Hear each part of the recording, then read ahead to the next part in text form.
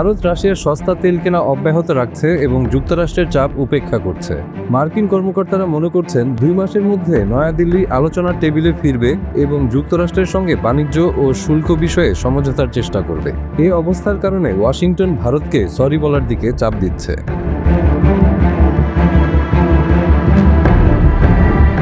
যুক্তরাষ্ট্র বলছে ভারত যদি তাদের সমর্থন না দেয় তবে রাশিয়ার তেল কেনা অব্যাহত রাখার কারণে ভারতীয় পণ্যে 50% শুল্ক বহাল থাকবে।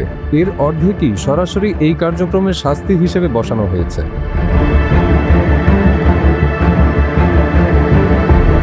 প্রেসিডেন্ট ডোনাল্ড ট্রাম্প সোশ্যাল মিডিয়ায় ভারত রাশিয়া চীনের ঘনিষ্ঠতা নিয়ে অসন্তোষ প্রকাশ করেছেন। তবে তিনি ভারতকে বিশেষ বন্ধু হিসেবে আখ্যা দিয়ে নরেন্দ্র মোদীর সঙ্গে বন্ধুত্বের গুরুত্ব পুনর্ব্যক্ত করেছেন।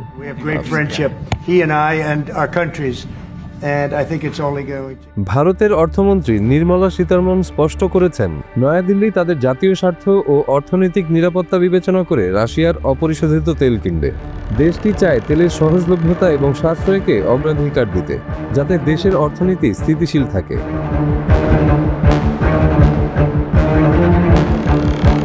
এদিকে ওয়াশিংটন হতাশ।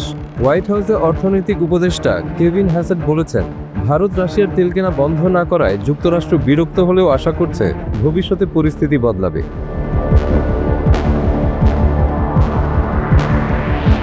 বিশ্লেষকরা বলছেন, বাণিজ্য ও শুল্ক নিয়ে এই দ্বন্দ্বের ভূ-রাজনৈতিক প্রভাব সবচেয়ে বেশি যুক্তরাষ্ট্রের উপর পড়ছে। চীনকে প্রতিরোধে ভারতের সমর্থন ওয়াশিংটনের জন্য অত্যন্ত গুরুত্বপূর্ণ।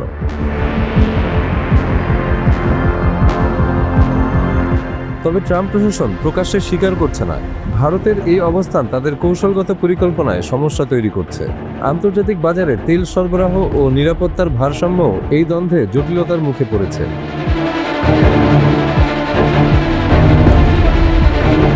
বিশ্লেষকরা মনে করছেন, ভারতের অবস্থান স্থির থাকলে যুক্তরাষ্ট্রকে কূটনৈতিক ও বাণিজ্যিকভাবে কঠোর সিদ্ধান্ত নিতে হবে। একই সঙ্গে ভারত তাদের জাতীয় স্বার্থ অটল রাখার চেষ্টা করবে।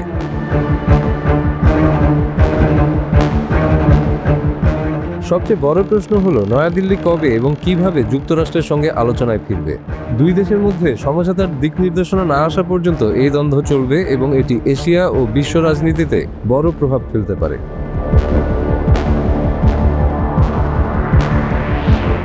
বর্তমানে আন্তর্জাতিক বিশ্লেষকরা পর্যবেক্ষণ করছেন, ভারত কি যুক্তরাষ্ট্রের শর্ত মেনে চলবে নাকি তাদের জাতীয় স্বার্থ অটল রাখবে।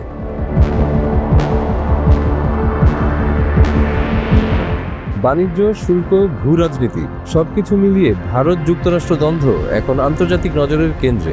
বিশেষজ্ঞরা বলছেন, এই 2 মাসের সময়কালে ভারতের যে সিদ্ধান্ত হবে তা শুধু দক্ষিণ এশিয়া নয়, পুরো বিশ্ব অর্থনীতিকে প্রভাবিত করবে।